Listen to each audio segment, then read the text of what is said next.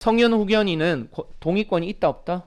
동의권이 법적으로 없다고 봅니다. 동의하더라도 오늘 피성년 후견인의 법률행위는 취소할 수 있기 때문이죠. 그래서 성년 후견인의 권한은 만약 동의 없이 오늘 이 피성년 후견인이 단독으로 법률행위를 했다라면 취소할 수 있고요. 단독으로 법률행위를 했다면 취소할 수 있고, 그 다음에 대리할 수 있고, 대리권.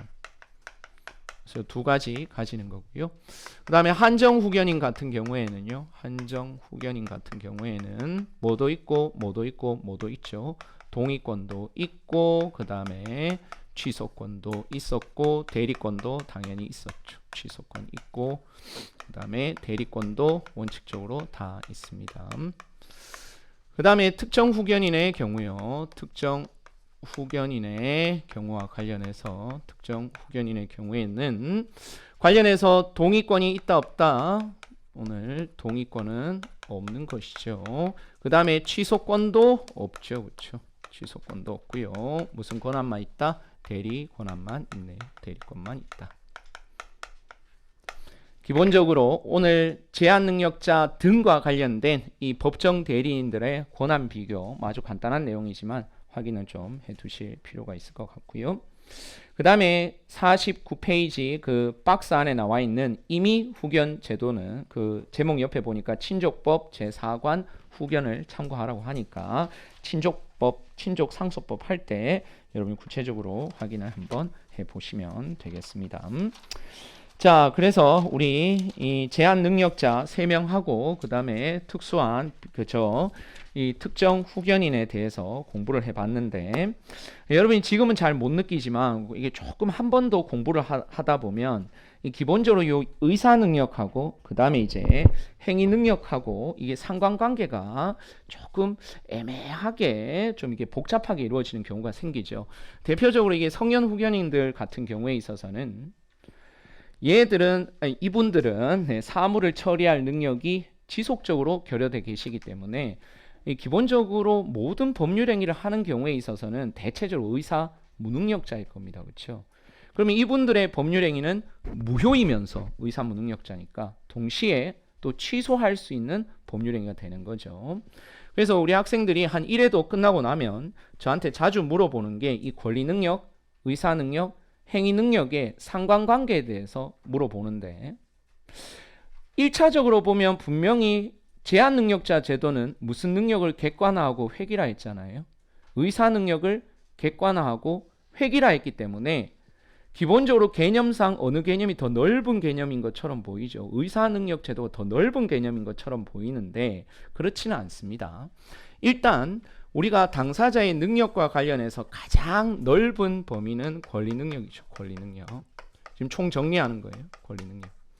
권리 능력이라는 것은 개개의 법률 행위를 할 수 있는 구체적인 능력이 아니라 권리와 의무의 주체가 될 수 있는 일반적인 능력이고 일반적인 지위죠. 그렇죠? 그래서 응애 영아나 또는 뭐 정신병자이신 분들도 당연히 사람이기만 하면 권리와 의무의 주체가 될 수 있는 일반적인 지위나 자격은 있더라는 거예요. 근데 이 권리 능력은 일반적인 지위 자격이기 때문에 구체적인 법률 행위를 할 수 있는 의사 능력이나 행위 능력과 관련해 가지고는 이 권리 능력 범위 안에 들어오는 건데, 예를 들어서 요 첫 번째 원은 의사 무능력과 관련된 내용이고요. 그 다음에 두 번째 원은 제한 능력과 관련한 내용인데요. 그러니까 분명히 이 의사 능력을 객관화 획일한 제도 중에 우리 입법자들이 소극적으로 이 의사 능력이 없는 사람들을 제한 능력자로 딱 입법한 것처럼 보이니까, 그러면 의사 무능력보다 이 제한 능력이 더 좁은 개념인 것 같은데 반드시 그렇지는 않다고요. 그래서 경우의 수들, 첫째, 의사 무능력자인데 행위 능력자인 경우가 있을 수 있다. 의사 무능력자인데 행위 능력자, 즉 요게 제한 능력이니까 요 바뀌니까 행위 능력이잖아. 이해되시죠? 그다음 두 번째, 의사 무능력자면서 동시에 제한 능력자인 경우가 있고, 그 다음에 세 번째로는 의사 무능력자는 아니야. 의사 무능력자는 아닌데 제한 능력자인 경우가 있다고요.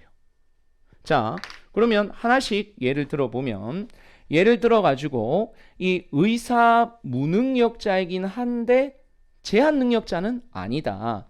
예를 들어가지고 오늘 성년이 만 19세가 넘는 성년이 법률행위를 하는데 만취한 상태에서 법률행위를 해. 만취한 성년, 오늘 지금 현재 만취한 성년입니다. 오늘 이 만취한 성년이 법률행위를 하고 있다.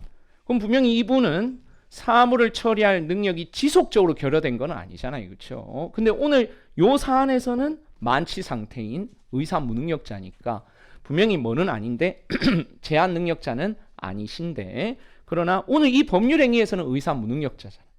개별적 구체적으로 판단하니까. 자, 그 다음에 세 번째 경우의 수는 제가 입문 강의 때도 한번 예를 들어 드렸지만, 우리 저 만 8세 이 꼬맹이가 로스쿨 지금 3학년생이야. 엄청나지. 네. 천재 소녀야. 그래서 5살 때 이 검정고시로 대학교를 뭐 입학하고 아무튼 그래가지고, 그래서 얘는 지금 법률행위를 하는 데 있어서 기본적으로 모든 법률행위의 법적 의미를 다 이해하고 있어. 의사 능력자야. 근데 만 8세라며. 그럼 얘는 아무리 똑똑해도 단독으로 유효한 법률행위를 할 수 있다 없다? 없죠. 제한 능력자, 미성년자니까. 이해되시죠? 그래서 예를 들어 가지고 뭐 오늘 미성년자인데 똘똘한 미성년자라고 해볼까요? 그렇죠? 그래서 똘똘한 미성년자의 경우에는 분명히 지가 법적 의미는 다 이해하고 있는데 제한 능력자다. 얘들은 단독으로 유효한 법률행위를 할 수 없다. 그 다음에 이제 두 번째 경우의 수가 제일 많겠죠. 그렇죠? 우리 앞에서 방금 전에 살펴드린 성년 후견인 같은 경우에 있어서 가정법원에서 개시 심판을 받으셨잖아요. 그 제한 능력자고 동시에 오늘 이 법률행위를 하는 데 있어서 사물을 처리할 능력이 결여되어 있다라면 그분은 의사 무능력자시겠죠. 그렇죠? 이해되시죠? 그래서 요 상관관계를 여러분이 이해는 하고 계셔야 되겠다.